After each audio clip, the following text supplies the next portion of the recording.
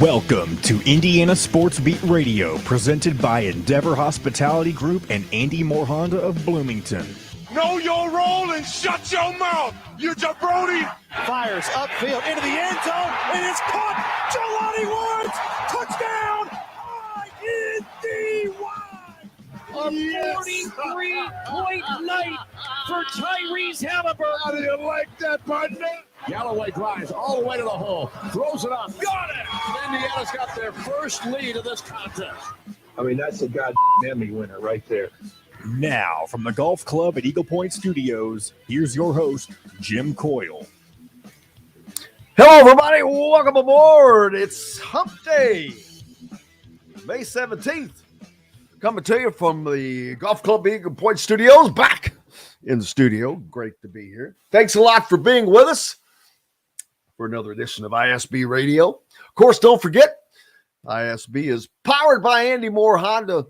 Get more to your door with AndyMooreHonda.com, the best in new and used vehicles, and Endeavor Hospitality and the family of restaurants in and around the Bloomington area. Great places like BB's Market, your butcher, baker, no matter where you live. And soon, the Chop Shop, located right next door, place where you can walk around the corner to the butcher's side, pick out your old steak, and have them throw it on the grill. Cannot wait. That's going to be incredible. Welcome aboard. Lots of people already hitting us up on the Andy Moore Honda hotline. You can do the same if you're following along on YouTube, which if you do that, please hit subscribe, the notifications toggle, and hit the like button while you're at it. We greatly appreciate it. And give me a follow on Twitter while you're at it. Jim Coyle at ISB.com. It is finally going to be some decent weather today. Looking forward to that. The Pacers do not land Victor Wembanyama. Not only do they not land Victor Wembanyama, they don't get the second pick or the third pick or the fourth. We go all the way down. They end up seventh. So there's that. We'll have that to talk about. Mike Whitson commenting on his new players, new offers going out to IU players. The IHSA, Indiana High School, eliminating the 1-1, going to kind of a college type deal. The Indianapolis 500 coming up. Indianapolis Motor Speedway opening up yesterday. So you've got that going. And who were the winners and losers in the NBA draft? I can tell you who the winners were. Winner was San Antonio. They end up with the number one pick, which means they win the Victor Wembanyama sweepstakes, which it's weird. You think of all the damn championships they won here. You know, they go on that run, but they haven't had a number one pick since 1997. Before that, it was 1987. But they're going to be right back in the championship hunt now with landing the ability to land Victor Wembanyama. The draft order, if you're curious, number one, of course, San Antonio Spurs. The Hornets, number 2. Blazers, number 3. The Rockets, number 4. The Pistons, number 5. 6, get the Magic. Then the Pacers step in there, followed by the Wizards, the Jazz, the Mavs at number 10. The 11th pick of the Bulls go to the Magic. The Thunder, Raptors, Pelicans round out the top 14. So obviously the winner, San Antonio Spurs. I mean, wow. They get the guy. But they had to make that happen. They traded DeJounte Murray last summer and Derek White in the middle of the season a couple years ago. So they worked to get down there. They picked up Romeo Langford. And it says, and this is not me saying this, this is The Athletic. all of that paid off. All of the losing paid off. Now they have star power they can build with. I think Romeo Langford's still with the San Antonio, I believe. Charlotte ends up with the number 2 pick. So the Pacers are listed as one of the losers in the pick. Of course, they are ending up 7. They did have a big shot at getting it, but that's where we are. How are we doing in Major League Baseball? Who's winning? Let's see. First of all, let me look at that National League Central. Yeah, the Reds are still on top of the Cardinals, baby. I can't believe that. What happened to the Cardinals? How do you just have that fall off? I mean, they're in dead last. Only 7. Here's the sad thing. They're only 7.5 games back in dead last. Because if you, the East is only 8 back in the dead last. Yeah, the National League is wild. You look at the teams that are dead last in all 3 divisions. National League Central is only 7.5 back. The National League East is only 8 back, and the National League West is only 9 back. You go to the American League, the AL West last place team is 17 games back. The AL Central team is 11.5 games back.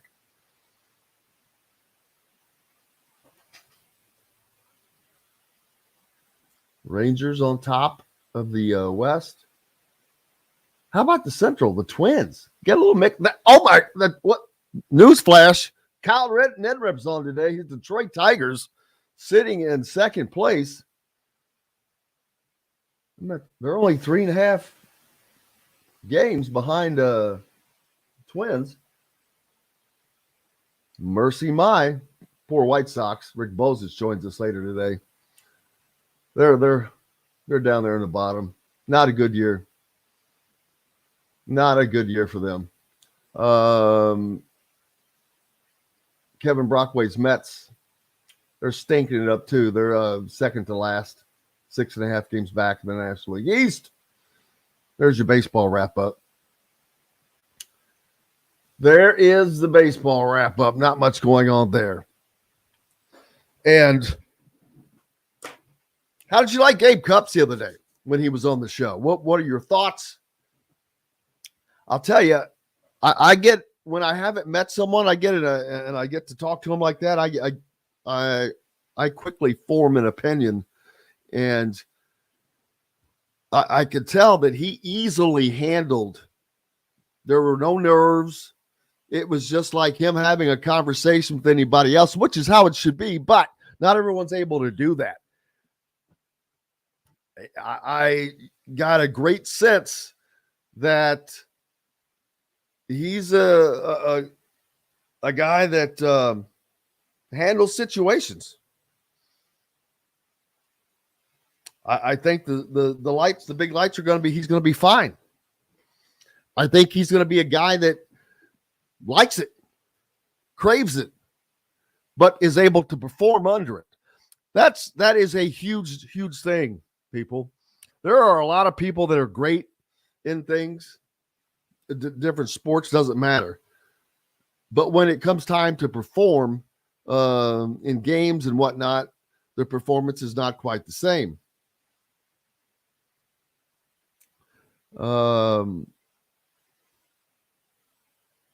But just talking to him and getting a sense from him, he's just so super relaxed, very easygoing. He's going to be, I think he's going to be a good one. I really do. Just from having a conversation with him, he's someone who is going to embrace being a player at a school like Indiana. And he's going to embrace playing for an Indiana. He's going to be one, we talk about with all this new change of how difficult it's going to be for a lot of these players to absorb their environment, so to speak. Whether it's Indiana, Kansas, Duke, Kentucky, those environments are cloaked in history and tradition and winning in titles. But it takes a minute to absorb that, to appreciate it, to really understand it. And it's not, I don't think it can be done in a season because it involves the fans, it involves all of the environments, it involves absorbing all of those different things that I think that he will, and that he will respect and understand. So there's that. Looking forward to that. I look forward to, I need to get in touch with Ja'Kai Newton, try to get him on as well. I think he's going to be a great one. Mike Whitson commenting on his new players as IU basketball officially welcomed Mackenzie Mbako yesterday. Right now, Indiana has added 4 new players, with that one single spot still open.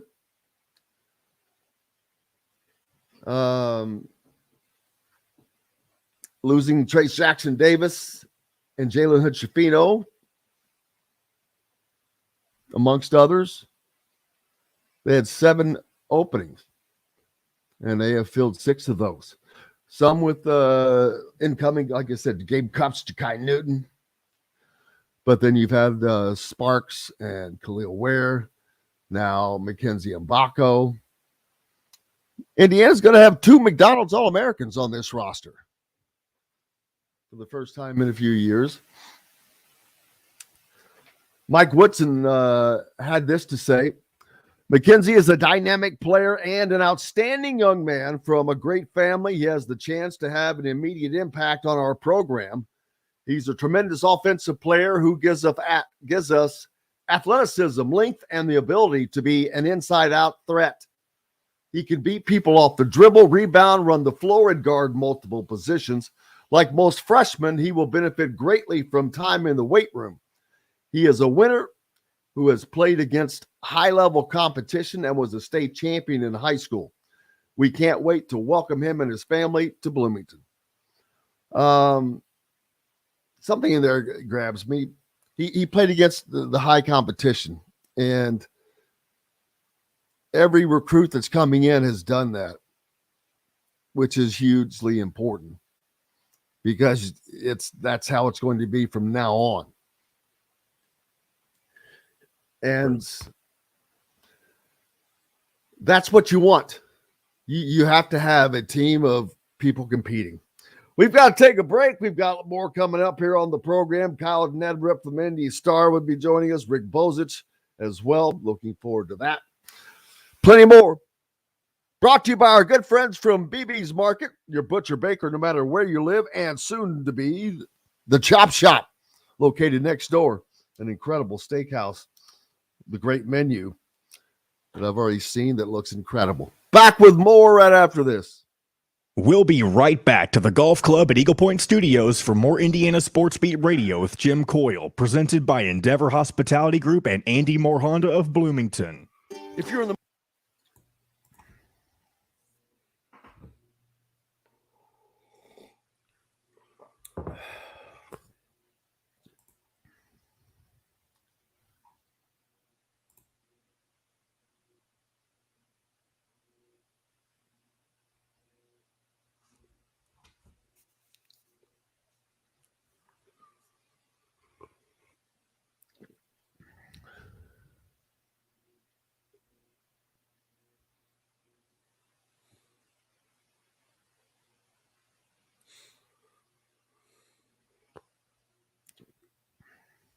Oh, baby. I missed that. Cheating in baseball? Hey, if you ain't cheating, you ain't trying.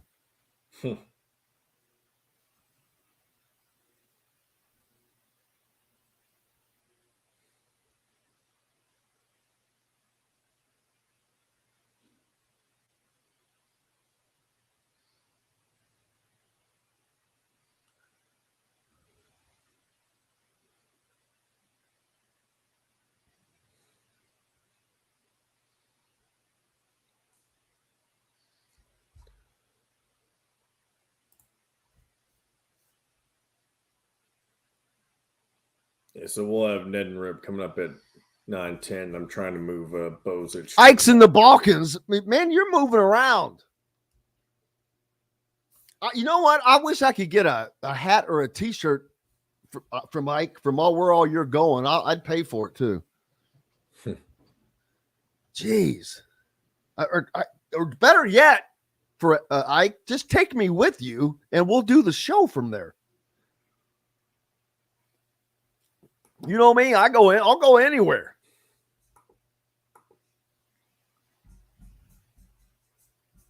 And I wonder, do people like that or not like that? Like what? I mean, I go anywhere, everywhere.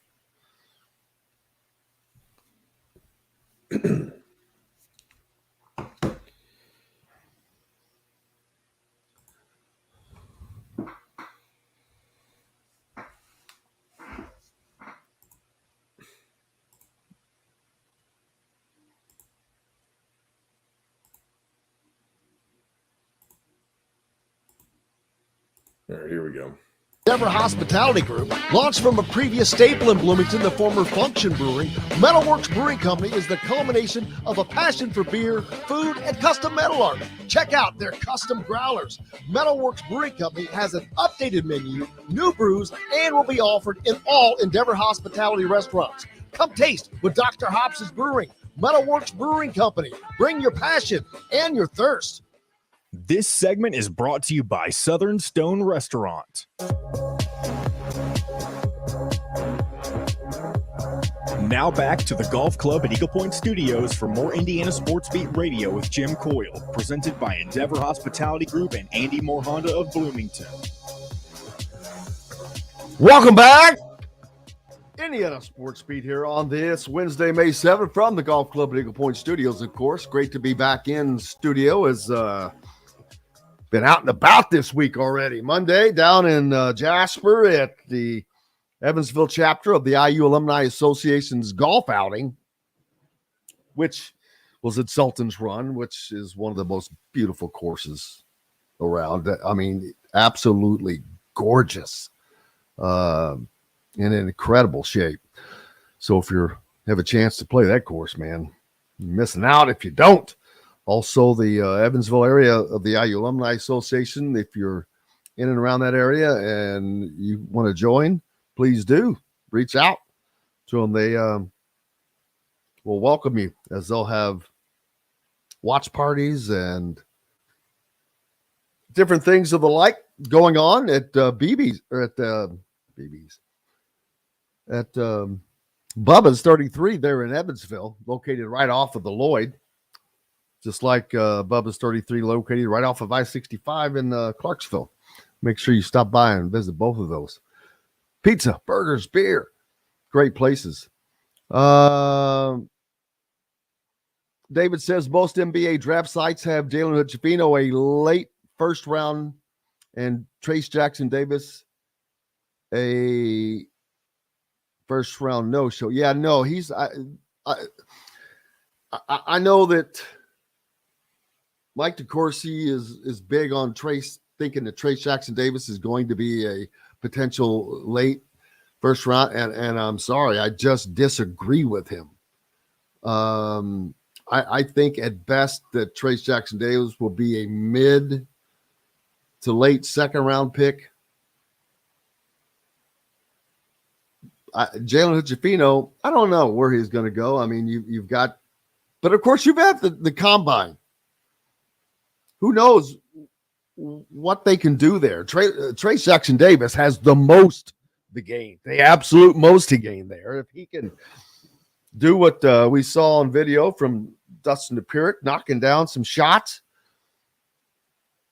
and what he does inside with his motor, who knows? He could raise his draft stock. Absolutely. But we certainly will see. Pete talking about Gabe Cupps. He's a focused, confident, and well-spoken young man. Yes, he is.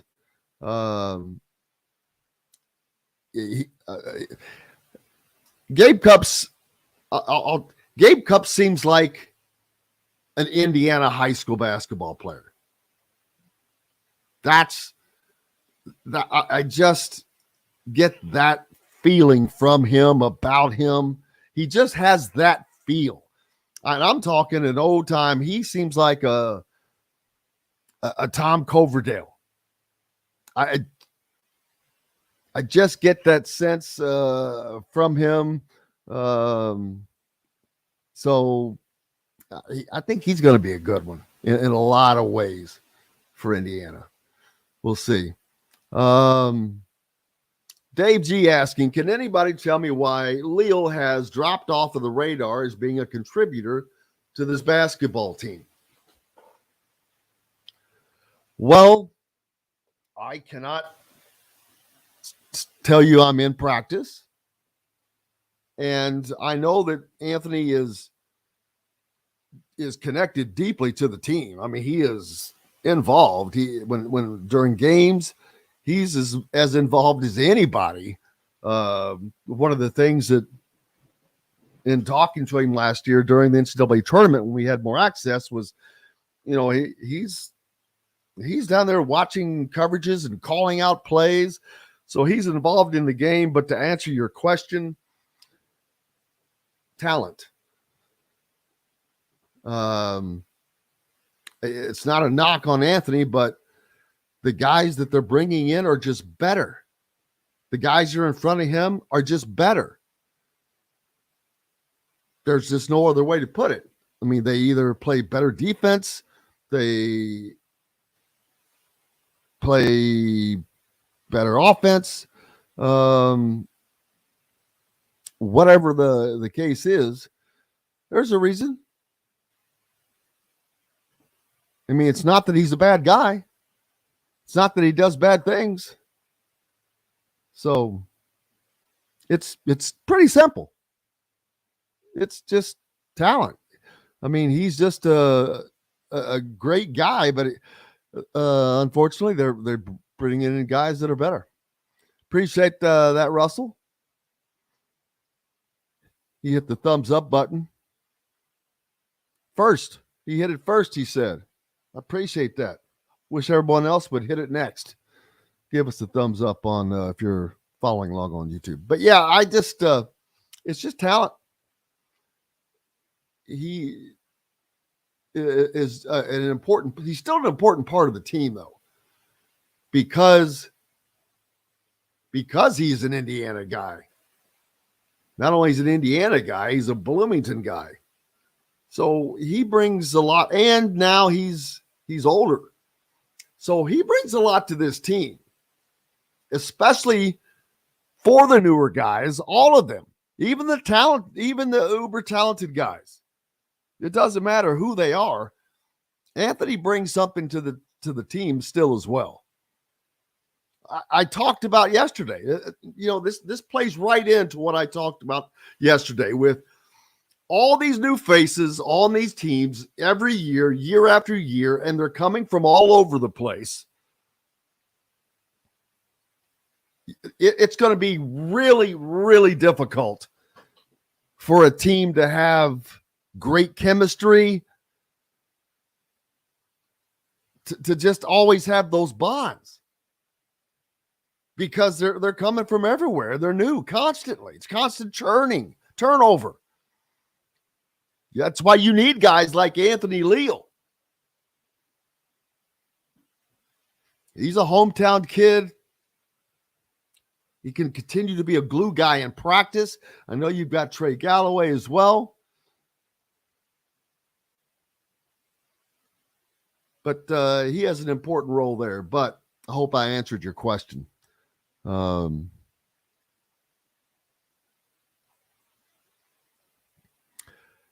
Jamie answering it as well, potentially. Andrew says Trace Jackson is tearing it up at the combine. Hopefully he's having a great run. We will certainly find out after the draft. And we'll talk to Dustin DePirick again on Monday, who is in Chicago, and we'll get his take on how it all went. Kent thinks that Anthony's just a little slow of foot. He can speed on defense. A little bit of that. Yeah. So there's that.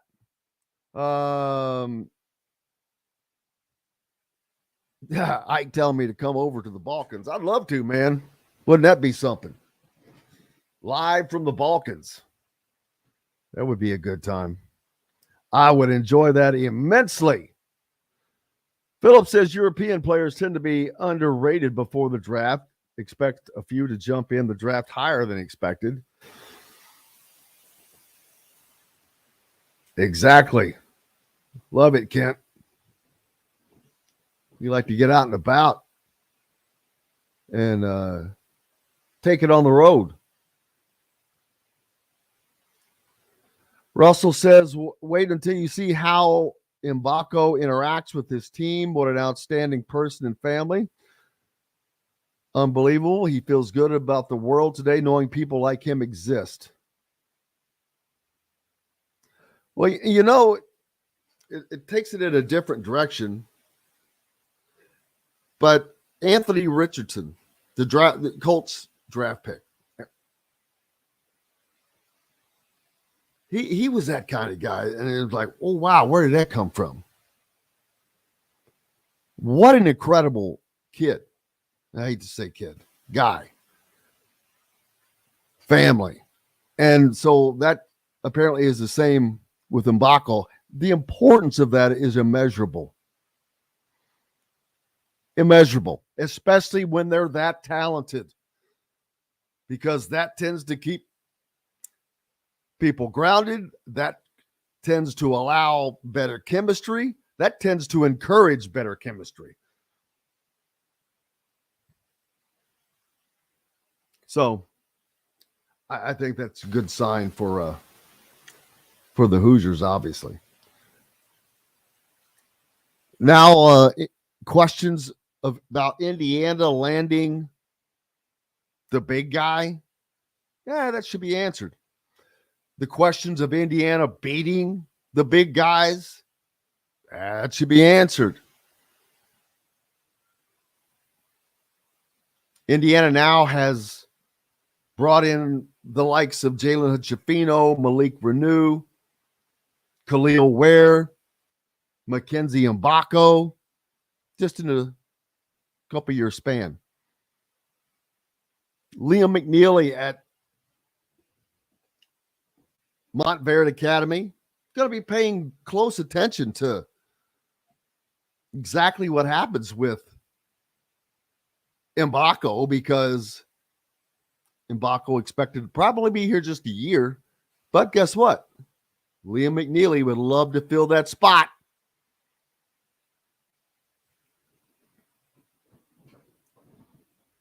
Waiting and ready to move right into it. And that's exactly where Indiana needs to be in recruiting. But that's where they're heading. When you land guys like this, and as long as you perform, then you continue that pipeline. You start that pipeline, the momentum that I talked about. Getting that momentum started.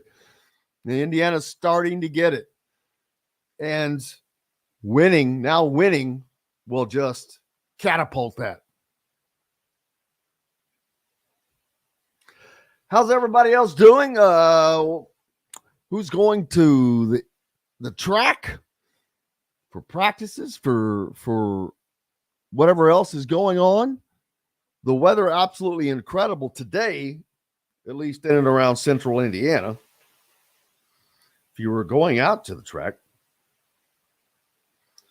Sunshine. Look at that. The next 2 days, nothing but sunshine throughout central Indiana. A little bit of cloud, rain chance on Friday, smaller on Saturday. And then again, all next week, beautiful weather. Big old yellow dots, all you see. So great weather coming up for that. Great weather coming up to just to get out and about, doing things. What are you doing this time of year besides mowing grass?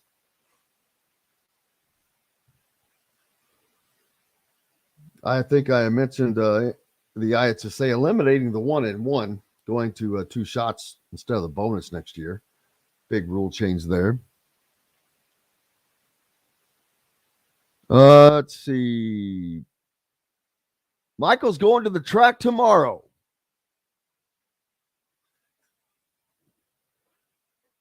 And he wants, let's see, what did he say? He's going to tomorrow, and just because we cover mostly IU sports doesn't mean that we can't get to West Lafayette for breakfast at Triple X. Man, is that a breakfast strip club? Absolutely. Hey, man, we're non-denominational. Non-denominational. And I love breakfast. I eat breakfast for dinner. And dinner for breakfast a lot. Andrew says, when it comes to recruiting, the Stone said it best. You can't always get what you want, but sometimes you get what you need. It's so funny. Ironic. It's a story that means nothing to anybody else on here but me. When my daughter was young, there was a place in Louisville, Crescent. I think it's Crescent Hill, daggone. No, it's not. I forget the name of this neighborhood. But anyway, they decorate for Halloween like on steroids, like 3 solid blocks, both sides. It's crazy. It's stuff out in the yards rising up. But this one place had a dude on the porch with an organ dressed up in this deal, and he was singing that song as a vampire. You can't always get what you want, but sometimes you get what you need.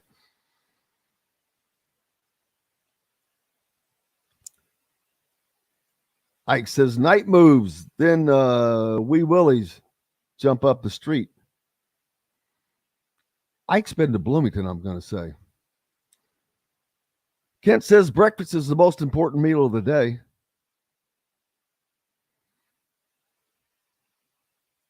And thank you, Michael. That rule I'm talking about, changing from the 1-and-1 to the 2 shots, that's not an Indiana rule. That's a National High School Association rule. So I did not point that out correctly. Thank you, Michael, for that. Where's the shot clock?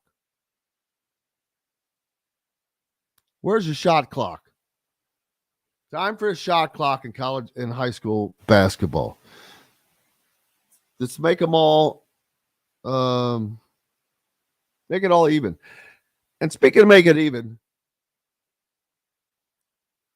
all of college football, every conference should be playing 9 games. Now, every Power 5 conference should be playing 9 games.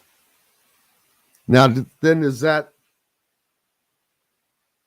you have those that are not in the Power 5. Does that give them an advantage? Possibly. But the SEC and the Big 12, the Pac-12, everybody needs to be playing 9 conference games. Playing 8 is ridiculous. All that does is just make it too easy for teams to be bowl eligible, number one. But it's not equal. It's just not equal.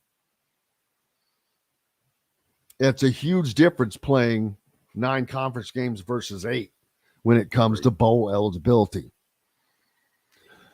That's a conversation that's gone on, and we'll continue to go on. We've got to take a break. Got more coming up. Kyle Neddenriep will join us. We'll talk about that rule change, amongst other things, offers that are going out. Rick Bozich joins us today as well. Looking forward to it. Back with more Indiana Sports Beat, brought to you by Go Team.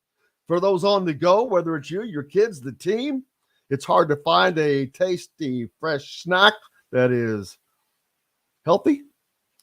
Go Team Bites are full of protein powder that are tasting great, and you can pick them up at BB's or just GoTeamBites.com.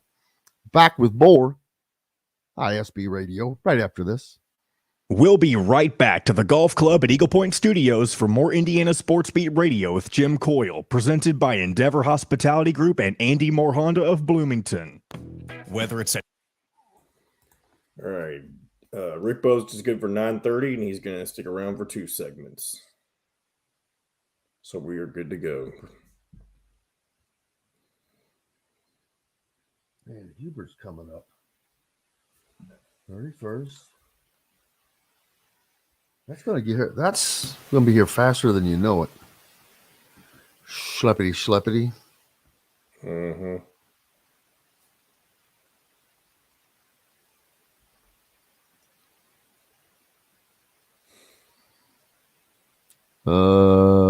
Duddy diddy dum diddy dum.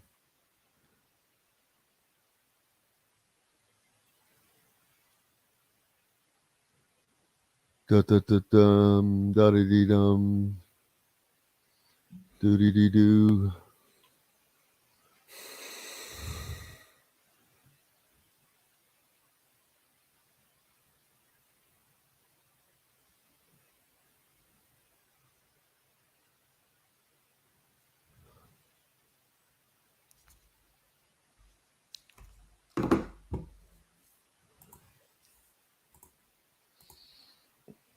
There's Mr. Kyle Neddenriep. Good morning. How is Kyle Neddenriep doing? Good. Good morning, guys. Where did I go? Detroit, second place, baby. 3 games out. That's shocking, I know. Just keep giving us the National League, man. 10-2 against the National League. Play against the Cardinals. Cardinals, Pirates, Giants. Need to get the Cubs on the roster. Hopefully soon. The Reds. That'd be nice. Just line them up. I'd love to see the Reds and the Tiger. No, I've never seen the Tigers play. I did see, and this is an original FX, the Arena Football League.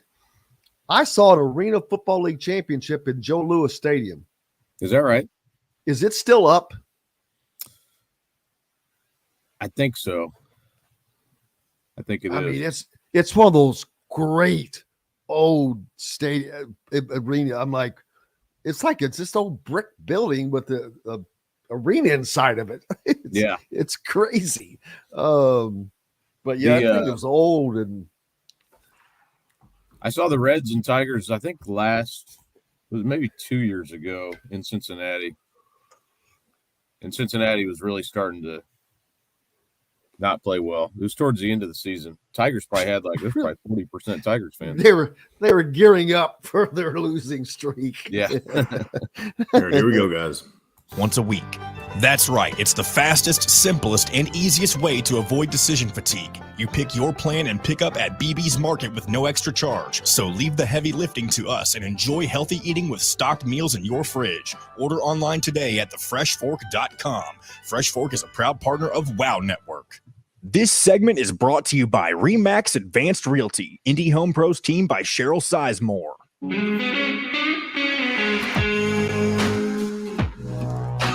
Now Now back to the Golf Club at Eagle Point Studios for more Indiana Sports Beat Radio with Jim Coyle, presented by Endeavor Hospitality Group and Andy Moore Honda of Bloomington.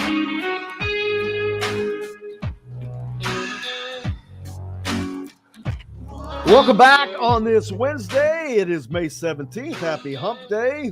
Coming to you from the Golf Club at Eagle Point Studios. Jim Coyle with you as always, joined now by Kyle Neddenriep from the Indy Star as he joins us each Wednesday. Thank you very much, Kyle. Noticed your Tigers are in second place in the division. What a shock, man. I know it, man. 10-2 against the National League, and just if they could move to the National League, I think they'd be in the World Series this year. But yeah, they wouldn't have to just change Central Divisions. They're in the Central Division. It's just move right over.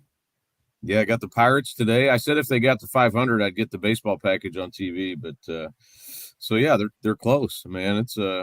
It's exciting. It's fun when seasons are like sort of way unexpected like that, where even being 2 games under 500 is like not what I expected. So it keeps you interested. At least keeps you. My whole goal for baseball season to keep me interested until football season starts, basically. So I'm on that. On that way right now. So it's fun.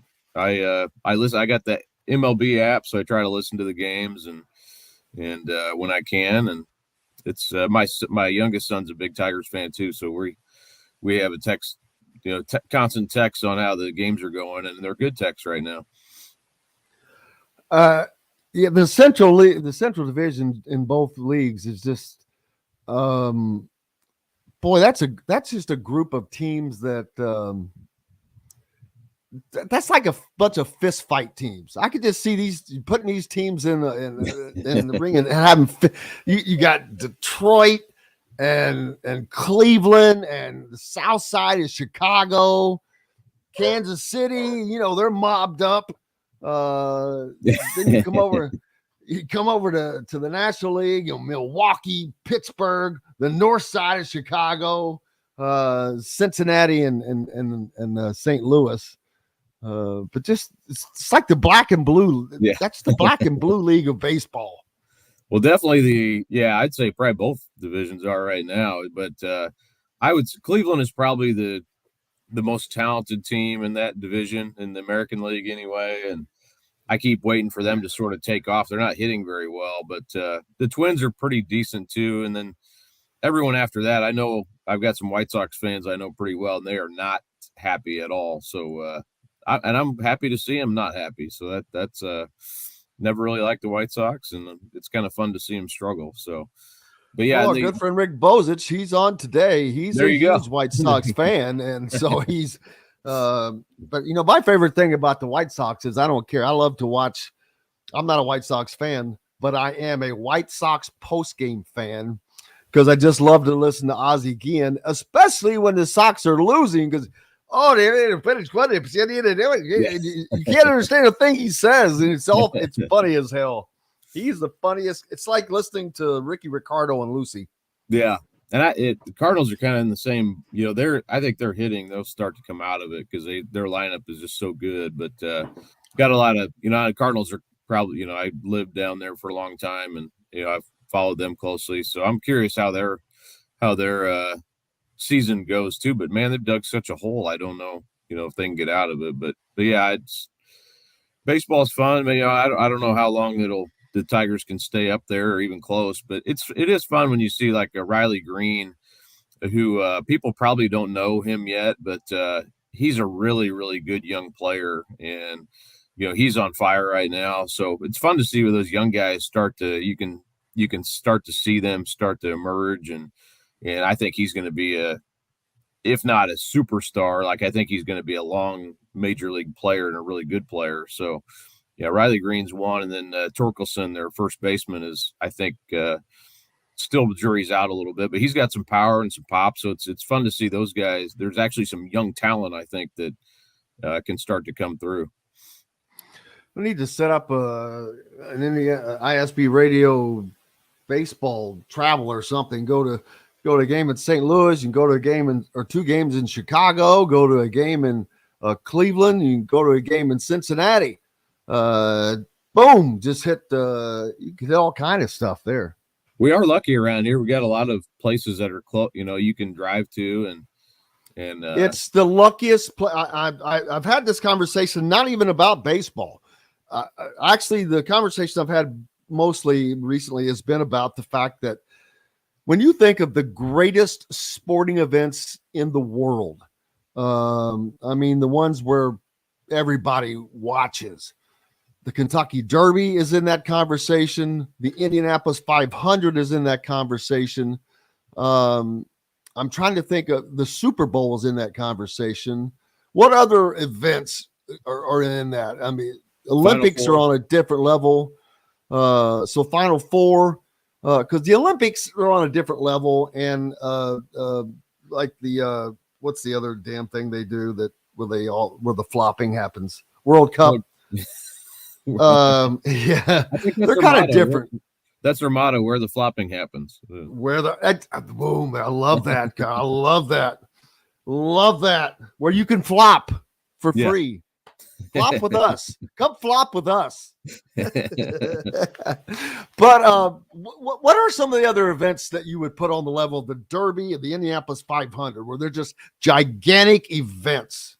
Yeah, probably the Super Bowl is probably in that. I'd say some of those are different because, like, the World Series is at a home site. It depends on the teams playing. The Super Bowl is obviously aligned where, they're years out. The Final Four is that way. Final Four is probably not at that level necessarily, but, still a big event. The Plus National Championship. But these also are events are in the same place every year. Yeah. So it's probably pretty rare. Indy 500 and the Kentucky Derby are probably two of the only.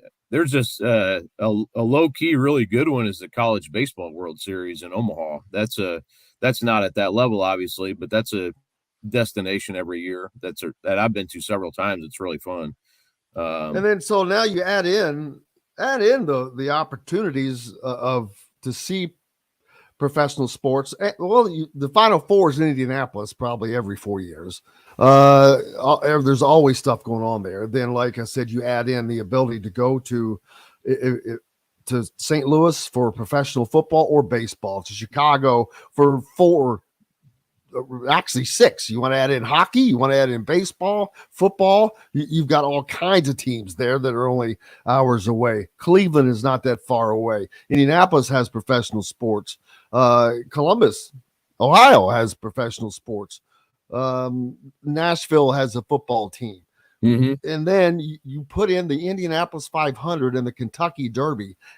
I do not believe there is a place in this country or possibly this world that you could live that offers a bigger opportunity yearly for bigger to go to the sporting events.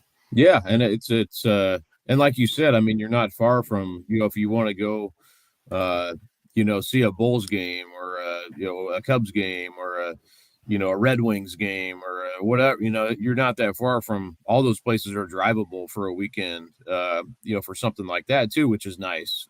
So yeah, I've always thought that too. We have a lot in our backyard, obviously, but there's also a lot of opportunities to drive somewhere for a weekend that's pretty, I've lived places that aren't like that, and so it's nice to be here where you have those opportunities. And yeah, especially the month of May here, having lived here for almost 2 decades now, it's just that feel of like springtime and the weather's starting to get nice. And, you drive, I was actually down at Speedway yesterday and, it just starts to feel like, something big's about to happen. There's just that, I don't know what it is. It's hard to explain it, but there's that time of year where it just kind of feels like something different's going on. There's different energy to it. That's really unique. And I didn't know that till I lived here, but I haven't lived here a long time now. It's just fun to be involved in that and be down around the Speedway. And that does not include I haven't even begun to add the craziness of basketball, of high school basketball, of college basketball. And that's almost its own entity. because that's a draw. You've got the college coaches from all over the place to come in, but the attendance that happens with the Indiana high school basketball each year, the All-Star game that goes on, the AAU events that happen. I mean, I cannot imagine an area that has more happening sports-wise, especially per capita. But on a constant and yearly nonstop basis. Yeah, basketball, and it's funny. This is not really related to that, but I saw something. Mooresville had a student staff game yesterday. I tweeted it out. I just thought it was funny. The staff won on one of the teachers pump faked and then hit a 3 at the buzzer to beat the students, and the whole gym was packed. It was like a sectional game. It was like, man. Only in Indiana would this be like in the way the teachers celebrated. It was like the game 7 of the finals. And I was going to say, what do you think that celebration was like? I guarantee you that place was a madhouse. It was awesome. Yeah. So it's like, man, here in Indiana, we never fully give up, March Madness. So I just thought it was funny and a cool thing. But yeah, there's always, we always have a lot going on. I can tell you that from firsthand experience. Daytona, Pete mentioning, yeah, that's one that's up there. It's not living there and not being there. I don't know. Does the Daytona 500 envelop Daytona for? I think it does. Probably the month of February, because they have a lot of events going on there at Daytona, like Indianapolis does, leading up to the race. So yeah, that probably is one. But they don't have.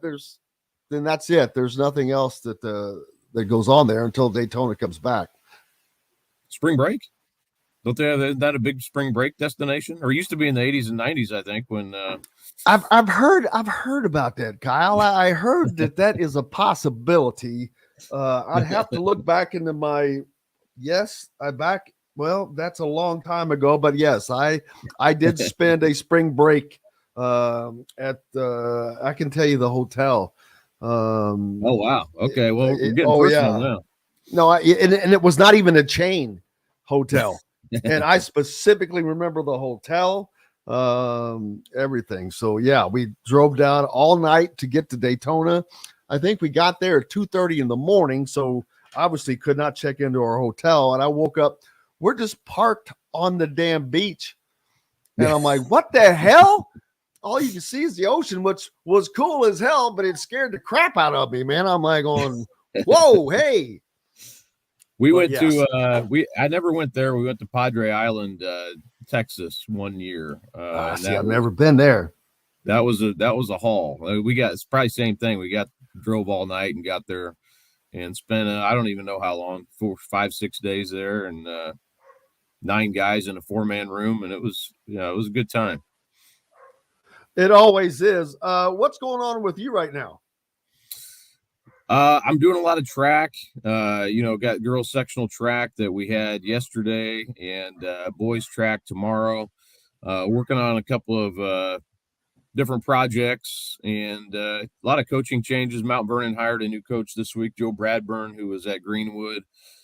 Sheridan Sharp committed to Southern Illinois, the Ben Davis point guard. Actually a couple days ago, but got a story up about that.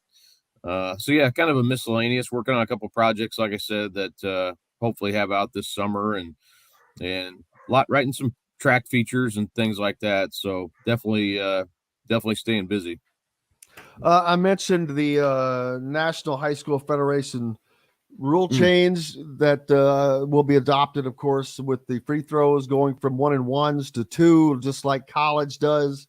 I don't know how much of an impact that's going to have. I'm curious. Yeah, I forgot about that, but I was surprised by that. I didn't realize that was something that was on the table. And sort of women are, the women's game's doing that now, and now I don't know when college men will go to 4 quarters in this sort of setup. I assume now that's another my next question. Since everyone has gone back to it except for men's college basketball, Well, do you think they'll change back to 4 quarters, or just keep the 2 halves?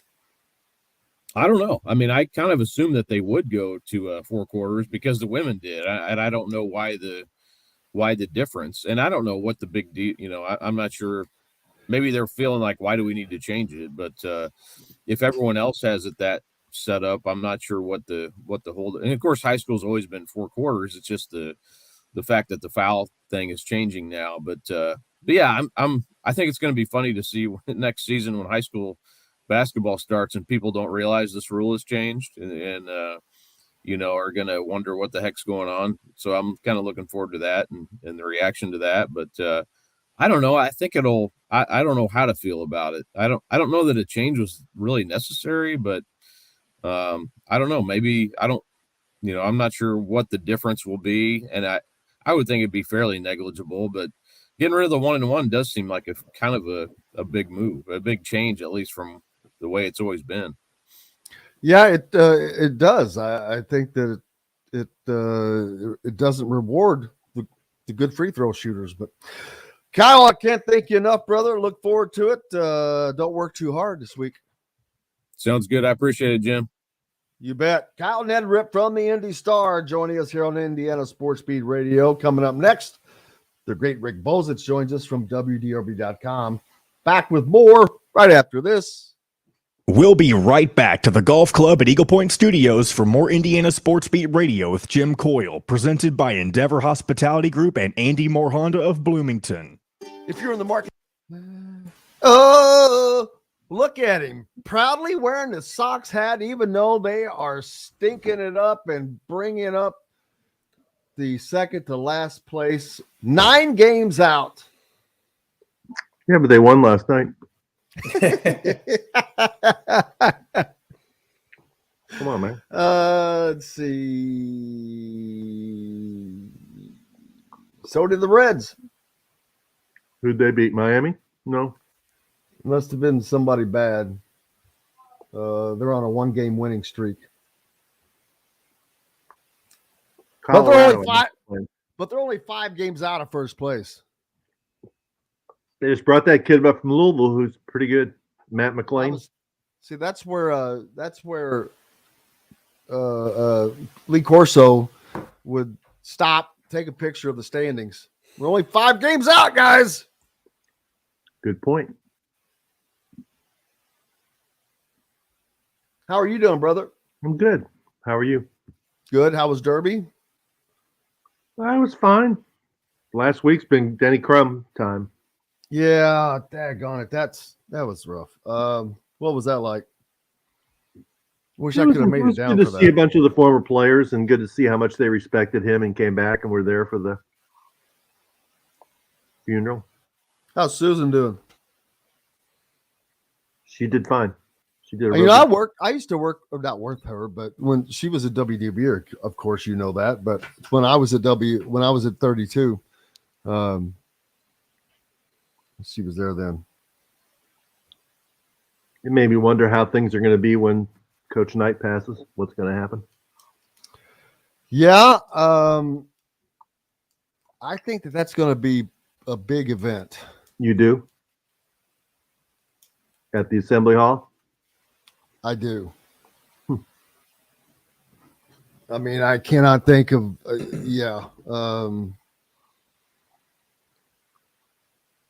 I do. I think there will be, not that Denny was not well accomplished, but I think there will be people that come in that probably normally wouldn't. I don't know, maybe like someone like Vital comes to that. Like who? Vital. Oh, he did a video for Crum. Or maybe he's not guys. ready to travel yet. Spouse, friends, or coworkers, Feast Market and Cellar offers an extensive wine selection with a sommelier on staff to help you with your selections. Feast also provides a wide variety of cheeses, gourmet sandwiches, entrees, a coffee bar, bread, pastries, all made fresh and mouthwatering. Stop by Feast Market and Cellar today. This segment is brought to you by Bubba's 33 in Clarksville. Pizza, burgers, beer. Now back to the Golf Club at Eagle Point Studios for more Indiana Sports Beat Radio with Jim Coyle, presented by Endeavor Hospitality Group and Andy Moore Honda of Bloomington. Welcome back, Indiana Sports Beat Radio here on this Wednesday. It's May 17th, Hump Day. Joined by Rick Bozich from WDRB.com. Proudly wearing his Chicago White Sox hat. He said they won last night, so that is a celebration. The Reds won last night as well. They're on a one-game winning streak. They can't be stopped. You can only hope to contain them, baby. How are you, sir? I'm good. How are you doing, Jim? Can I complain? I know that in the break we talked about it a lot of time with the former Hall of Fame basketball coach Denny Crum, two-time national champion at Louisville, passed away, and then his funeral this past week, and I'm sure that was a big thing down there. And as you said, a lot of the former players were there, and there were lots of those guys. Yeah, over 120 former players and managers were there. Great to see people like Rodney McRae, Scooter McRae, Cornelius Holden, Billy Thompson, Mike Abram, Chris West, and even players that didn't play for Coach Pitino, like Jerry Smith, for Coach Crum, that played for Coach Pitino, actually, like Jerry Smith, Peyton Siva were there. And they had video tributes from, I think, 5 Hall of Famers: Mike Krzyzewski, Roy Williams, Kareem Abdul-Jabbar, Dick Vitale. I don't remember who the other one was. There was one other one. Bobby Cribbins. And you mentioned Kareem, and people may wonder why, but Denny Crum was an assistant to John Woodson out at UCLA before he got the Louisville job, right? Yeah, that's pretty. Yeah, he was an assistant coach for 3 years. The last, let's see, would have been 1 year of Kareem, the last year of Kareem, and then the 2 years that UCLA won the title. Excuse me, between Kareem and Bill Walton. And that's a funny story that Denny told me once and told other people. But when Denny was the assistant coach there, Bill Walton was a high school player in San Diego, and he went down and saw him play and really liked him, went and saw him play again and really, really liked him, and came back, and he was in the basketball office and told John Wooden that he thought he'd just seen the best basketball player he'd ever seen, and they had to recruit him. And said that Coach Wooden called him in the office and shut the door and said, "Denny, you don't ever say anything like that out in public, because people will think you're crazy." So he said, "Okay, he is the best player I've seen." And he got Wooden in the car, and they drove down to San Diego and had him watch Bill Walton play. And Coach Wooden said, "Yeah, I think we should recruit him." But he drove back with him in the car from San Diego to Los Angeles and didn't say a word the rest of the way home. Well, Denny, that he was right. And you could argue he was a better player, but as a college player, Bill Walton was pretty darn good. I mean, they won 88 straight games and 2 titles until they got beaten 74 Final Four. But Bill Walton didn't have time or didn't know how to do a video, so he wrote like a 2-page letter. And he sent that in, and Paul Rogers read the letter, and it was, there was people crying at the end of that letter. He talked about how Denny was the first coach that believed in him. How Denny, worked with him, I think, when he was a freshman, and Denny, knew so much about the game, and that he and a bunch of his former teammates always believed that Denny would be the guy that would come back and take over from Coach Wooden. But he said, "You never did. So I know that the people of Louisville treated you like the king you were." And it was pretty cool. Yeah, it's amazing that he couldn't figure out the video, but I guess maybe not. But you would think that he could know someone that said, "Hey, can you push play on this phone for me," or something. Kareem figured it out. I mean, that was interesting. Kareem really only played for him for 1 season, and Kareem He had like a pullover sweater on. I mean, a button-up sweater on, but a UCLA shirt underneath, and he did a nice video. So cool. Very cool. But yeah, and so that means that Denny was an assistant at UCLA against Indiana in the 73 Final Four. No, he was at Louisville by then. He started at Louisville the same year that Coach Knight started at Indiana. Oh, very cool. Fall of 1971. They started the exact same year. So wildly, the Louisville and Indiana jobs were both open at the same time. I know a lot of the people that were rumored for the IU job. Who are some of the people that were rumored for that Louisville job that Denny got? Do you know?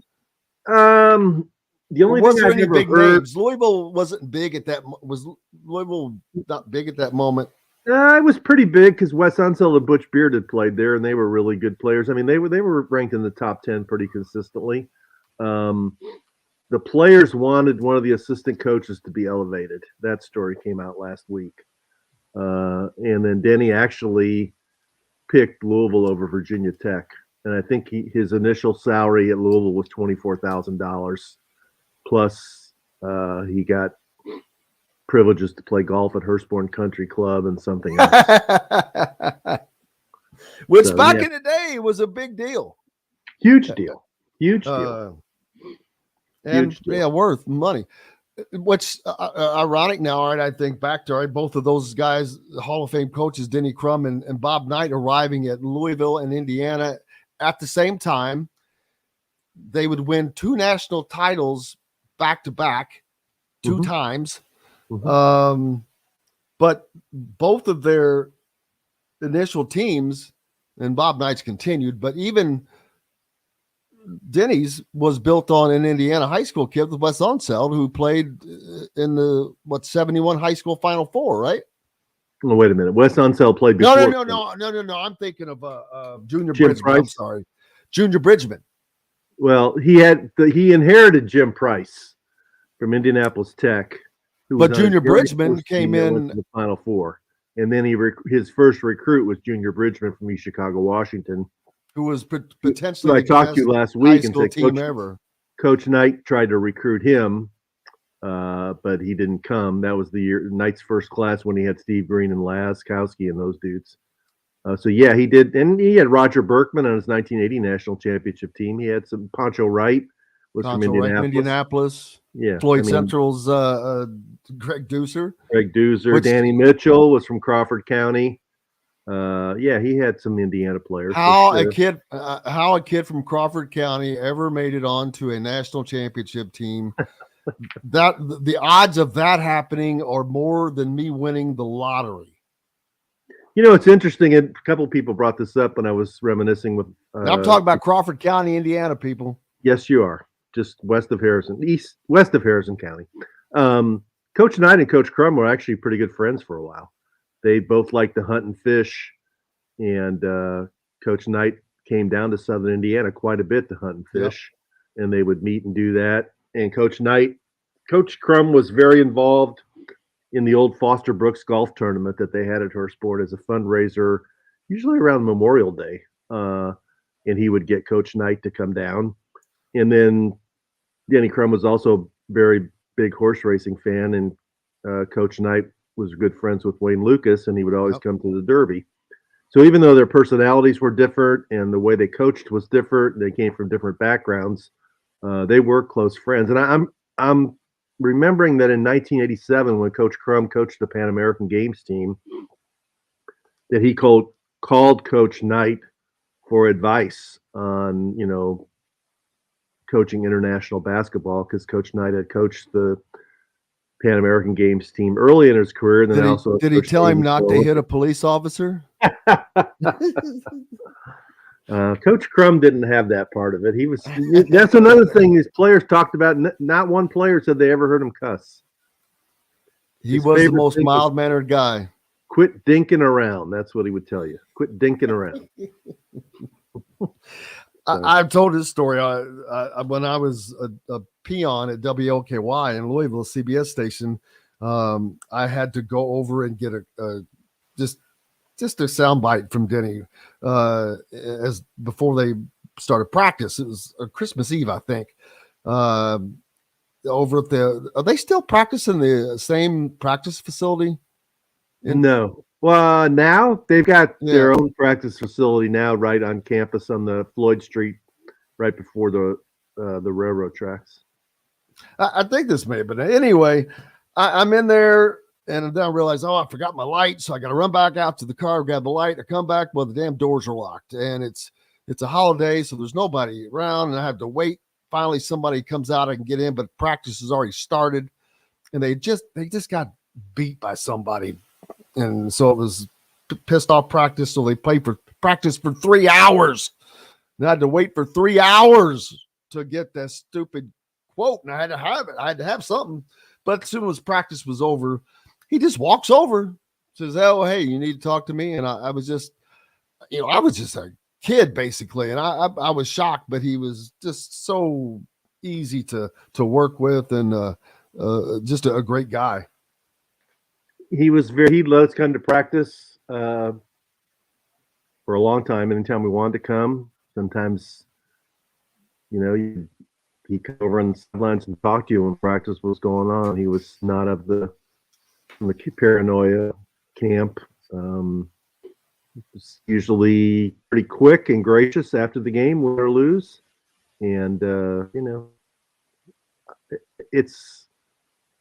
it's a testament to how popular he was, of how many people paid their respects to him over the last week, and a lot of the big names in basketball that did, and all the players that came back, and that says a lot. Absolutely. And then you mentioned something earlier that it makes you think forward, and I hate to, I'm not trying to be morbid, but if one day, I mean, hell, I'm going to die one day. So, but one day when Coach Knight passes away, man, I'm just thinking that's just going to be another huge event. It is. He's an iconic figure that is beloved by people, that is respected by an industry. He has done things, so many different things, and impacted the game. So that's going to be just a gigantic thing. Yeah. It is going to be a big thing, just like it was when Coach Smith passed at North Carolina, or Coach Wooden at UCLA, or there aren't many coaches of that level who've won multiple national championships and went to one place and made a difference, changed the direction of the program, changed the direction of the culture of the program, and Coach Knight's accomplishments go beyond Indiana because he's the one who helped develop Coach K, and Coach K's become, one of the greatest coaches of all time too, and all the different IU players and success they've had in basketball and in life. Quinn Buckner being on the chairman of the board of trustees, and Scott May being a successful businessman in Bloomington, and Mike Woodson being the IU coach, and Isaiah Thomas being a former NBA head coach and executive. I mean, I could go on and on and on. And those were all Randy Whitman. I mean, I got to stop now, or we'll be naming these guys for the next 20 minutes. All the different things that they've achieved in life, and they all credit Coach Knight for the way that he taught them how to compete and how to, learn and how to grow as men. Yeah, I mean, the stamp on the game on Indiana is going to be felt for maybe forever, I guess. I mean, when you do certain things, the motion offense, 3-time national champion, the length at a school, that's another thing. With the way that college athletics has changed, are we ever going to see guys like Bob Knight, like Denny Crum, like Mike Krzyzewski, like Roy Williams again, where they're able to go to a place and stay? Man, there's just so much change that happens. Probably not. It's going to be rarer for sure because of social media, lack of patience, people overreacting to 1 or 2 bad seasons. I mean, I agree with the people who say that Coach K, if he had started today the way he started in the early 80s at Duke wouldn't have ever made it because he was terrible for the first 3 years. Yeah, I was going to say, he barely made it through before getting Right. fired. We all remember the stories about Dean Smith was burned in effigy before he got it going at Carolina. I mean, Coach Wooden was at UCLA, I think, more than a decade before he won his first NCAA title. Now, Coach Knight was successful took him a while to in meet. Indiana. He's Knight and Crum were different because they were successful immediately, but they both were really good for like the first 15 years they were there, and then they kind of declined the last 10 or 15 years. And I'm not sure they would have gotten that much cushion in today's world. So the people don't have the patience anymore. And again, there's so much more money involved that when you're making, I think people view coaches when they're making, $5 million versus 24,000 that they expect results. Knight, you just mentioned it. He had instant success. Now he had good talent, of course. Boy, the talent he could have had. Think of if he would have had, gosh darn it, who am I thinking of? Left as a sophomore because his father died. Played for George the Pacers. McGinnis. George McGinnis. How good of a college player could he have been had he been there for all 4 of his years? I mean, he was crazy good. I mean, George McGinnis would have been national player. Well, Bill Walton was around then, so it would have been close, but he could have been national player of the year for sure. That's how good he was. He's the best high school player I've ever seen, and obviously he went into Pacers after 2 years in college and was good right off the bat, and later played with the Sixers. I think wasn't he on the Sixers when they went to the NBA Finals against Portland? I'm pretty sure he was. He was just a man. And Steve Downing stayed, and Joby Wright, and I was there then, and that very first team they went to the NIT. But people go NIT. Well, guess what? Only one team from the Big Ten went to the NCAA tournament back then, so going to the NIT was a big deal. And then the very second year he was there with 2 freshman guards, Quinn Buckner and Jimmy Cruz. They went to the Final Four and were ahead of UCLA late in the game, and there was a questionable foul call against Steve Downing that fouled him out of the game, and IU ended up losing by 10 or 11, I think. But, and then the next year they won some event that only existed for 1 year called the Conference Commissioners Tournament, I think it was. And then Coach Knight's 4th year, they were undefeated and would have won the national championship until Scott May broke his arm. In his 5th year, they were undefeated, the last undefeated team and won it all. So I don't know how you could start any stronger than that. I've never thought about that, but the first 5 years, he maybe have the most success of any coach in the history of college basketball in their first 5 years. Yeah, I'd say he's definitely right into the top of the discussion. And it wasn't the very first year, the first year he recruited, he came in March and got his recruits. And it wasn't like they were 5. It was Steve Green from Silver Creek. There were 4 more Indiana high school kids. Steve Green from Silver Creek, John Laskowski from South Bend St. Joe, John Kamstra from Rossville, Steve Alfeld, who's now been the IU team orthopedic surgeon from, I think he was from Wabash, Indiana, and then a kid by the name of Doug Allen from Kansas City. And then the next year, you got Buckner and Wilkerson and May, but Buckner was a big recruit. He turned down UCLA and Michigan to come to Indiana. But Scott May, really, he was good. He wasn't I don't think he was considered some elite dude. And neither was Bobby Wilkerson from Anderson, Madison Heights. And the most impressive thing is the way Coach Knight did it. I mean, he basically just recruited 3 states: Illinois, yes, Ohio. Yes, it was right here. You can look at the roster and laugh. Yeah. I mean, and he did it a lot with Indiana. Alford and Landon Turner and Ray Talbert and Randy Whitman and Ted Kitchell. And I mean, on and on and on. I'll tell you how he didn't even recruit or have Terry Stotts from Bloomington, an Indiana All-Star who would play in the NBA. I mean, how crazy is that? How does Terry Stotts not end up playing for Indiana from Bloomington, 76, Indiana All-Star? I mean, you're that good and you can't get That's got to be. That's crazy. I don't know. See, Terry Stotts actually played with my cousin in Oklahoma. My cousin was from Maryville, and Dave Bliss was a former IU coach, went to Oklahoma.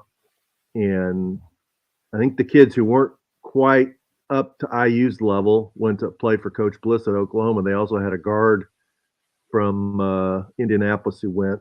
But anyway, I think back in the day, Stotts might have graduated from high school in 77. Indiana was loaded. He was 76 star. Well, then the 76, that's when they brought in Woodson and Butch Carter and the guy by the name of Glenn Grunwald, who was from Chicago. It just wasn't room for him. Just how nuts is that there just wasn't room for a freaking all-star from Bloomington? It's crazy. Yeah, and that was when they won undefeated, and then they went 36-0 in back-to-back years in the Big Ten. I mean, he was ruling the world in terms of recruiting. We've got to take a break. We've got more coming up with the great Rick Bozich here on Indiana Sports Beat Radio, brought to you by our friends at Reynolds Family Dentistry in Sellersburg. You need that championship smile. Go see our friend Dr. J. Back with more right after this. We'll be right back to the Golf Club at Eagle Point Studios for more Indiana Sports Beat Radio with Jim Coyle, presented by Endeavor Hospitality Group and Andy Moore Honda of Bloomington. Whether I picked up I got an air fryer, Rick. Did you? Yep. Do you have one? Yeah, He's got to think. He's got to think if his wife has an air fryer or not. I'm eating my oatmeal. Well, yeah, I have one. Have you ever used it? Yeah, I used it more last year than this year. I got it at Costco. It's good. I just tried my first event in it with Brussels sprouts. It was not successful. Not successful? It's a learning curve, I think. I still ate them. A friend of mine said, you got to soak them in Asian Zing first, which I did. Whew. Asian Zing it's got a zang, baby. It's hot. What's the latest forecast for the baseball team? They're tied for first with Maryland. They got to play at Michigan State, and got to go to Michigan State. That's a good. They need Maryland. They need Maryland to lose one more game than they lose because Maryland has the tiebreaker because they swept Indiana, right? They didn't sweep Indiana. They beat the ever-loving shit out of Indiana. Yeah, they did. They scored 40 runs in that 3-game series. They scored 80 runs that week. Wow. I guess they can hit. I'm like, wow. Didn't Indiana score 50 runs against Purdue? I was just saying, and Indiana turns around and destroys. And I think I read that Purdue beat Maryland once.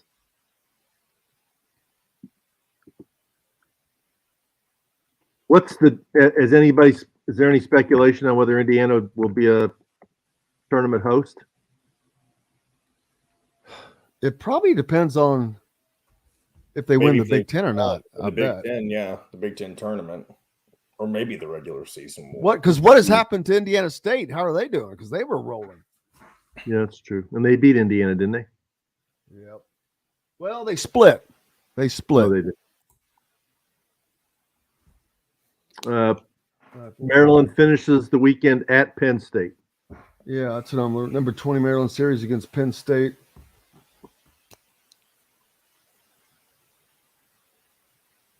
Yeah, they lost. I mean, Purdue they only scored 8, 6, and 10 against Purdue. And that's unbelievable. 51 against Purdue. Crazy. At least they are going to make the tournament. We know that much, right? I mean, they're going to make. Yeah. And Indiana softball, there's no doubt they can hit. And they're young. Are they? Well, in Indiana softball, damn, I watched that Big Ten championship game. They had that, but it was a 1-0 game, and it went to the end. And you can't be walking players in the last inning. No. Right, here we go, guys. especially with a Bloomington offers a 1-0 lead. variety of freshly made fare, tying their roots in Limestone with their love of Southern eateries. With quality, local, and organic food as their main focus, Southern Stone strives to always provide their guests with an exceptional dining experience. With weekly specials, quick, attentive service, Southern Stone Restaurant provides delicious 5-star comfort food with a Southern charm at 2-star prices. Southern Stone Restaurant is part of Endeavor Hospitality's Wow Club. This segment is brought to you by Courtroom Sports Grill in Bedford.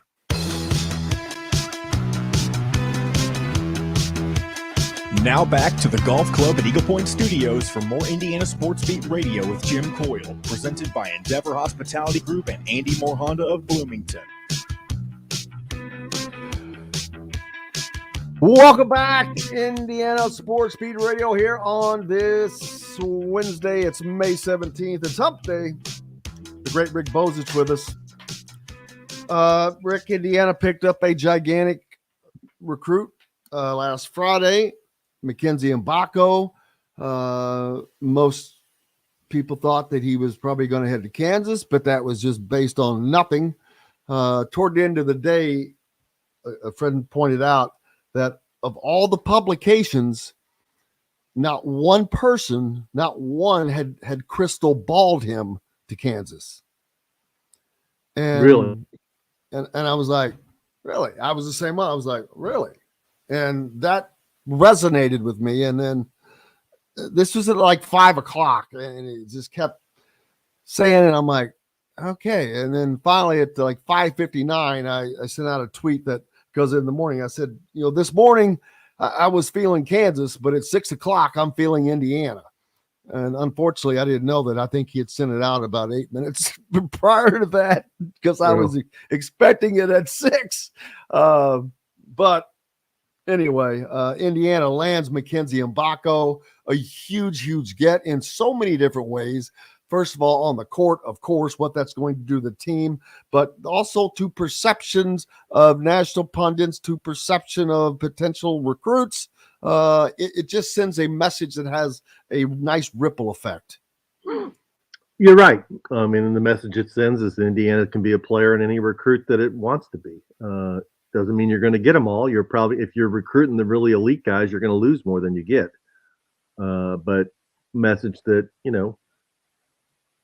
a guy from New Jersey or a guy from Pittsburgh, like Hood Shafino or Charlotte, wherever he ended up calling his hometown, they're all in play. And Mike Woodson's not going to back away from any fights. And he seems to be really good in short-term recruitments instead of long-term recruitments. This really went down over a couple of weeks.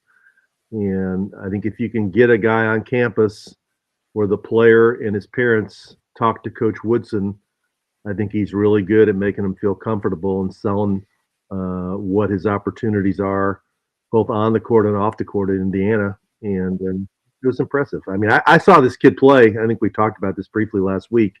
Saw him play in Westfield last year at the Nike EYBL event, and I saw him play in Louisville at the EYBL event. And I went up there to see DJ Wagner, who was his teammate on the New Jersey Scholars. And they also had a 7-foot guy named Aaron Bradshaw. Well, those two guys both went to Kentucky. But I remember when I was watching them play, I was like, DJ Wagner's really good. Aaron Bradshaw kind of comes and goes. Who's that guy? And Purvis Ellison, the former Louisville Star, is the director of that program. And he said, don't worry about him. He's going to Duke. That's Mbako. And I said, he's good. I said, yeah, he is good. And what I liked about him is when you watch AAU basketball, he defended, he rebounded, he shared the ball. A lot of times in AAU basketball, guys don't do that. They are out to get points, and it's like, if I make a mistake, I'm on to the next possession. He played basketball the way the basketball should be played, and it's a big pickup, really is. Well, and I've said Indiana's been close on a lot of big time recruits. They're in their Final Four, they're in their Final Six.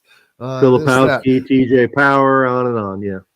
And I'm like, they have to win these battle. They have to get to win one to start some momentum, because even though they have gotten recruits, I have not felt Indiana had momentum, recruiting momentum.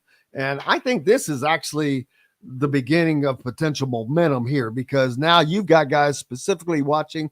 Yeah, I know that Jalen Hood-Schifino, that's going to mean something, but landing this guy was a little more unexpected. So what happens to him? Liam McNeely is watching from Montverde Academy, same position. He wants to come and fill that spot when Mbako leaves for the NBA next year. But there's other guys, the spot that's still open for Indiana.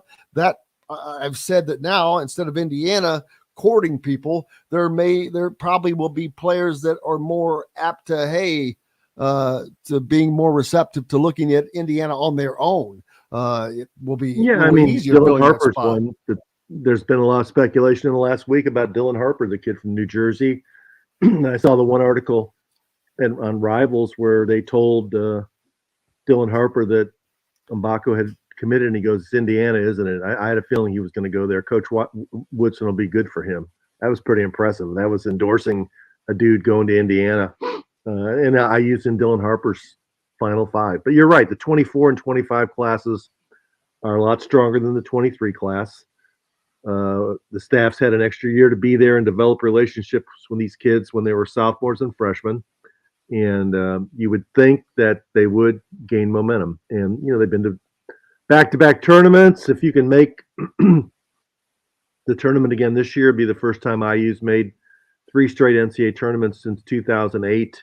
And you change the perception of the program. So it's like, happy to make the tournament, to like, yeah, going to get a pretty good seed to the tournament, so like, going to make the tournament every year. I mean, that's the perception. That's the way your program should be. It's like making the tournament every year is what you expect. Yeah, and now making a run, yeah. in the and it's going a little further in IHSA, and who knows, with the way the tournament is and what we saw last year. There's no team that is probably, if you're good, like Indiana should be next year at that level. I mean, there's a lot more of them, but there's also a lot more teams that can make it to the Final Four, and Indiana could be one of those teams next year. I don't want to say that Indiana's a Final Four team, but that when they fill this other roster spot, man, that who knows how good they can be. And we've seen that all of these teams that are able to rise, San Diego State, Florida Atlantic, no one expected them to go to the Final Four at the start of the year. So who knows what's going to happen with the quality of this team. No, and the roster's got plenty of pieces to compete in the Big Ten and beyond. And I think what is fair to say is last year, as it was going on, I feel more comfortable saying it now, is that that team was hurt pretty dramatically by not having Xavier Johnson. And the one guy they couldn't have lost was Trace Jackson Davis, but the second worst guy for them to lose is Xavier Johnson. And it showed up in the Miami game because he was their best on-the-ball defender. And I don't think Miami would have just had its way on offense the way it did if Xavier Johnson's on the floor, because he put pressure on the ball handler and he competed. And, he'll be back next year. So it's his team, basically. I mean, 6th-year senior who's the point guard. I mean, it's his team. And from reading his comments, he's pumped about some of these new dudes they brought in, and we'll see what happens. Yeah, and then you mentioned a minute ago, Dylan Harper mentioning a recruit. When you have a recruit that you're recruiting, throw out a positive thing like that, man, that's got to be, you're thinking, dude, he's got to be thinking Indiana in the back of his head. Right. And he does. I mean, I think they're in the hunt there. And you mentioned Liam McNeely. I mean, with the pipeline from Malik Renew and Jalen Hood-Schifino, they've got a good relationship with the people at Montverde. And Hood-Schifino, didn't IU put out a tweet yesterday with Hood-Schifino talking about how good IU and Mike Woodson were for his development, and how, I have friends that go other places and the coaches are good to them, but when they get there, they're whole different people. But Mike Woodson was the same person throughout the whole time. He treated me with respect and stuff like that. I mean, stuff like that is really that's kids read that stuff. I mean, Well- they get a lot of their information on social media from other players. And not the reasons, because we've heard Hunter Dickinson's a perfect example Right. of being told things that are not the case. And that's a superstar saying that. When you have a superstar saying that, whew, first of all, that's a horrible look for your own school, but it gives players pause to think. And so Indiana, that's a great stamp of approval for guys to not worry about that. And again, Indiana needs to get back into a place where kids are clamoring to go to Indiana. So Indiana's not doing as much chasing, and that ship is turning right now. I mean, it's hard to turn the Titanic, but he's getting the Titanic turned without question. That thing is turning around. Yeah, and it seems like they have good chemistry and a good vibe on the staff. I mean, Kenya Hunter and Yasir Rosemond and Brian Walsh are doing a lot of the legwork, and got to give credit to Jordan Hulls and Adam Howard. I mean, I heard one of the things that helped, was a piece of the puzzle, was when then Mbako visited IU, that they had a Nigerian flag waiting for him in the locker room, and he posed with the Nigerian flag wrapped around him because he thought it was really cool. And little things like that, little touches like that, show that the coaching staff is doing its homework and putting a personal touch on every recruitment. And recruitment's building a relationship with the guy, getting people to trust you and believe in you in a short amount of time. It's a sales job, and you have to be able to do that. And I think that Mike Woodson can do that. And then you throw in the fact that, Carmelo Anthony said, "Hey, this dude coached me. He coached me hard. He's a good dude, but on the court, he will coach you hard." That doesn't hurt. You start adding up those little pieces, and your pile gets pretty high of reasons for guys to go to a school. And everyone thinks it's about the money today, and there is, and yes, that plays a part. It was for Hunter Dickinson, but that's a different scenario. He had been at a school for a while who had promised things that he didn't get. Plus, he knew that was not going to be a good situation at Michigan next year. They're going to suck. And it hadn't been great thus far anyway. Now he can go to a place, win a national championship, and get paid out unbelievable money. But there are a lot of other guys out there who are hearing stories and being recruited and being talked to. And so Indiana is really setting themselves up to be looked at as a place that you don't have to worry about any of that stuff. Yeah. I mean, don't they have 3 major collectives who are contributing to the cause? Some of them are run by former players who can also give firsthand experiences of what it's like to play at IU. And yeah, I mean, having Hood Schifino and Trace Jackson Davis drafted next month, that'll help. Again, you're right. It's like a big ship. You can't just change course overnight. It takes time. But Mike Woodson is leading in the right direction, and it's got to see what the next step is. I mean, this summer will be important, because even though they did get Mbako, there was kind of a long dry spell after they got Cups and Newton and Renew to get another recruit. Hopefully, for Woodson's sake, that getting a guy like this will get the 24 class more receptive to what he has to say. I know you've been really busy with the passing of Denny Crum and his funeral, but what is up next for you? Oh, I think we're going to go out. We're probably going to do some kind of story this week on Grace Berger. She's making her debut this weekend in the WNBA at home with the Indiana Fever, former IU star who's from Louisville. The Preakness, we'll probably do some Preakness coverage, even though we're not going to Baltimore.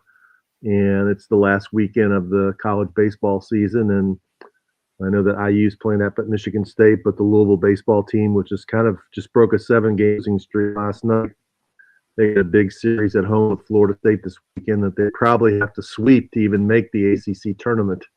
So we'll be covering that. Yeah, they've had a tough year.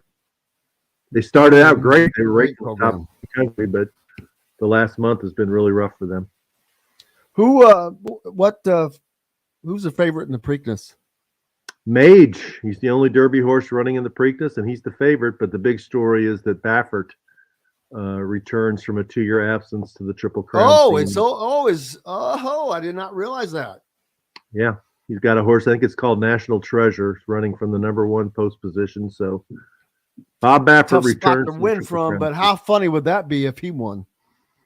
It'd be probably the NBC would be interested because he'll bring eyeballs to the show. Now Mage was the Derby winner, right? Correct. He's the only Derby horse. He's the Derby winner, and he's the only Derby horse in the field. I think it's only a 8-horse field. It's not a big field at Pimlico. 2 questions, and I've always wondered this. Mm-hmm. With thoroughbred racing, always said, they like to have these layoffs. Why? How would you have 2 of the biggest races of the year within 2 weeks? Well, this has been going on for over 140 years, and I know. Horses didn't used to respond this way. I mean, there was a time when the Derby winner ran on the Tuesday before the race. Horses, the breed from, I don't understand it all. People say it's because they breed for speed, that through years of breeding the top horses to the top mares to the top bloodlines or whatever, that the breed has become less robust, less healthy. And these horses have become more expensive and more valuable, and they want to risk the amount of injury, so they don't expose them to the races as much. I think it's the latter, not the former. They're full You're of right. crap. These horses can run at any time. I used to compete in rodeo and all that, and let me tell you, horses run, and they can run any time they want to run, and so. It's crap, baby. It's just a bunch of crap. Yeah, I don't remember the last time the Preakness only had 1 Derby horse. I'm sure it's happened, but I'd like to. I'm sure somebody's already written about it. I'd like to know when that was. It's probably been a while. And it sucks because now a lot of those horses just kind of will sit back and wait to try to pick off a Derby winner in the Preakness by not running in the Derby. The Preakness is more of a speed race, isn't it? It's shorter and the track's usually faster. Yeah, it's a little bit more. It favors front runners more than closers. Yeah. So yeah, there's been a few that skip the Derby to run the Preakness, but it's more of a thing. I think you're going to have more horses skip the Preakness to run the Belmont. You're always going to have horse as long as owners feel like this. The guys who don't have many Derby horses aren't going to skip the Derby because it's not. You only get one chance to do it with every horse. The outfits that have tons of horses might do that occasionally, but the outfits that only have a good horse every 4 or 5 years, they're going to the Derby. They're going to do that. Real quick before you go, Shay asking, hey, Rick, what's your thoughts on ACC alignment? Realignment? I don't think it's going to happen for a while because of the grant of rights situation. It seems to be pretty ironclad. I think ACC is upside down in that, man. It sounds like they're Florida State, though, and Clemson, by throwing this little fit, are going to put pressure on the conference to change the distribution of the money so it's not equal per school, that the Clemson and Florida State are going to get a bigger piece of the pie than some of the other schools, which is a little bit concerning because you'd hate to see that happen, in other conferences too. You'd see some of the big dogs like Alabama and LSU and Georgia saying, well, we don't want to share the money, as much money with Vanderbilt, and see Ohio State and Michigan say, we don't want to share as much money with Indiana and Illinois. I don't know. Yep.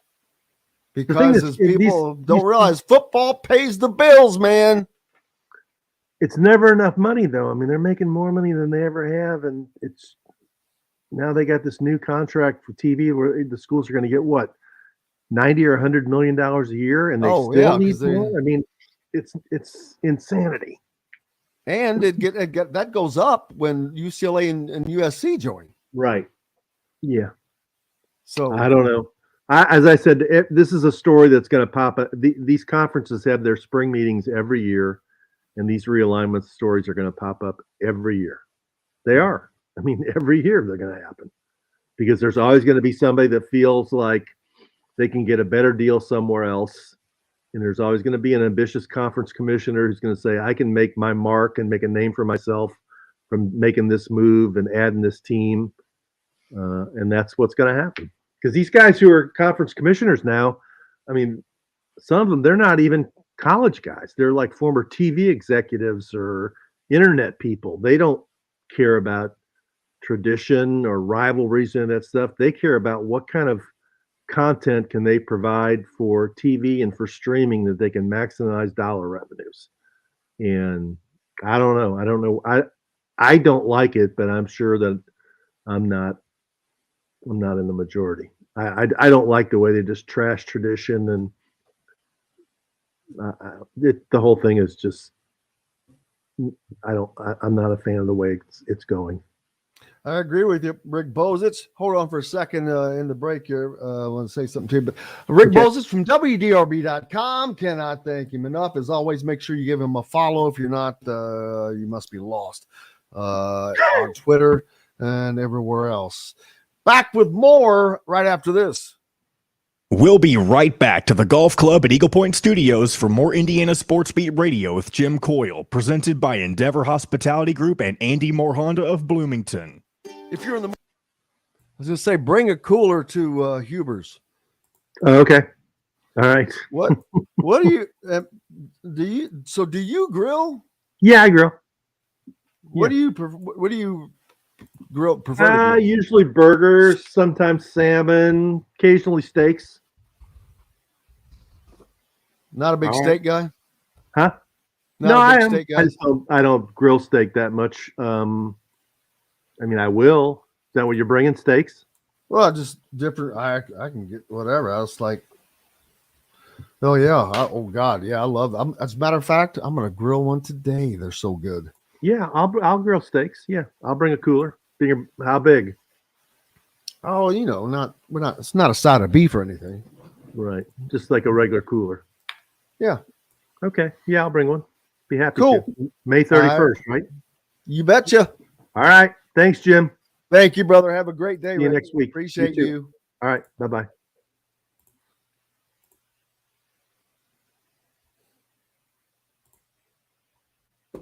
Side of beef, baby. Yes, I am. Very high.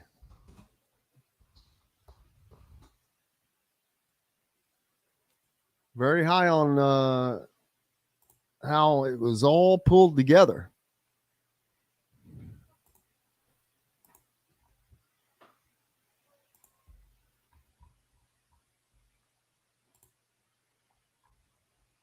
Yes, it is. It's the engine that drives the train, baby.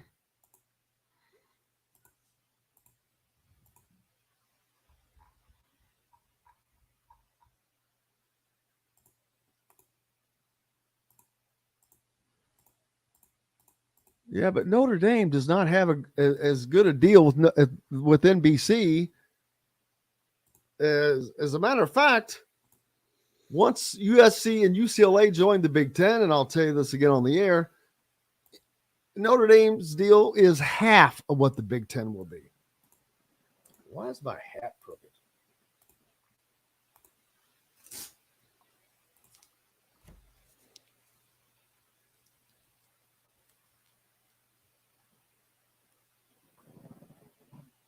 Must be the logo. Stupid thing. All right, here we go. I have about 7 minutes here to wrap things up. Function Brewing, Metalworks Brewing Company is the culmination of a passion for beer, food, and custom metal art. Check out their custom growlers.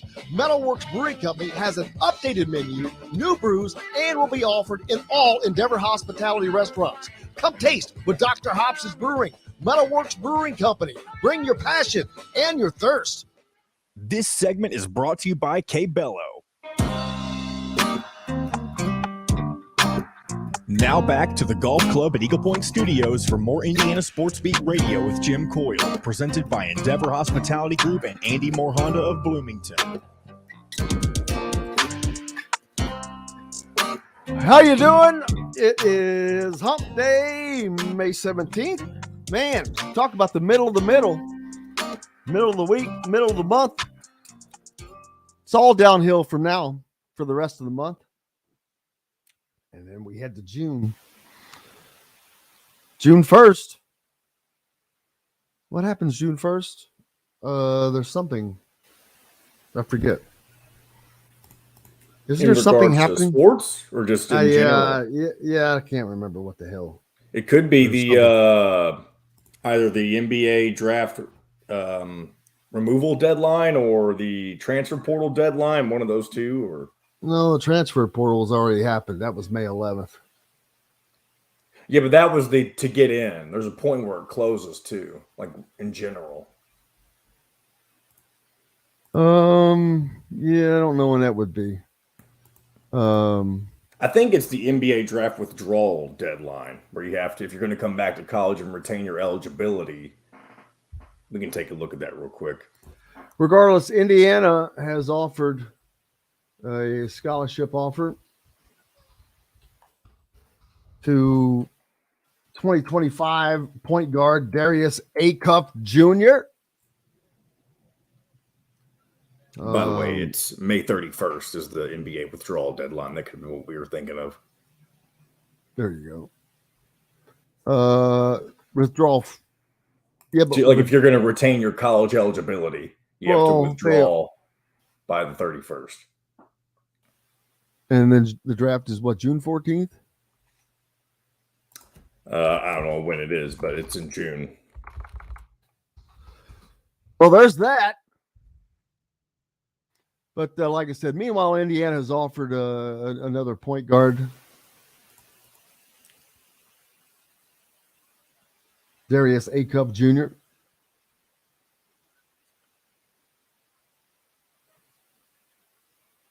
A lot of point guard offers out there. You're losing Xavier Johnson after this season, but you will have Gabe Cupps in the wings, and then a second season where he could potentially be the guy running the team. Now, Indiana's going to continue to recruit that, obviously, as they have offers out and make another offer. Because that's what you have to do. Stay on top. He's from Cass Tech in Michigan. Plays for the family on the Nike EYBL circuit. In the spring, Acuff Jr. has averaged just over 20 points a game, 4 assists, shooting 47% from the floor, 38% from three. That's pretty good. He is the second leading scorer on the EYBL circuit, has 4 25-point plus performances in just 12 games. So a third of his games, he's scoring 25 points or more. He had 30 points last Sunday. He's playing up with the 17U division. He's described as a smooth operator. He's a smooth operator. But don't forget, there's Jalen Harrelson in that class. But you have to have a backup plan, as always. So there's the latest offer for the point guard for Indiana. As the offers will continue, Indiana continue to recruit lots of offers. They're not just, you can see that they're not relying on the portal. They're going to have to use the portal like they used it this year, because you're going to lose guys that you don't expect to lose because you don't know. You don't know who's going to transfer out next year. Somebody will transfer out next year. You're also going to lose Mbako. He's going to be a one and done. You're going to lose Xavier. And you always have to plan for the unexpected.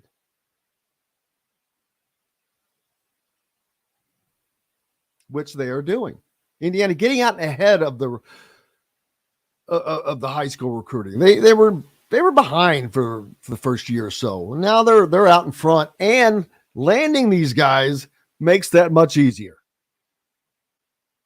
They see that IU coming into the gym. I'm like, oh, dude's going there. Oh, yeah.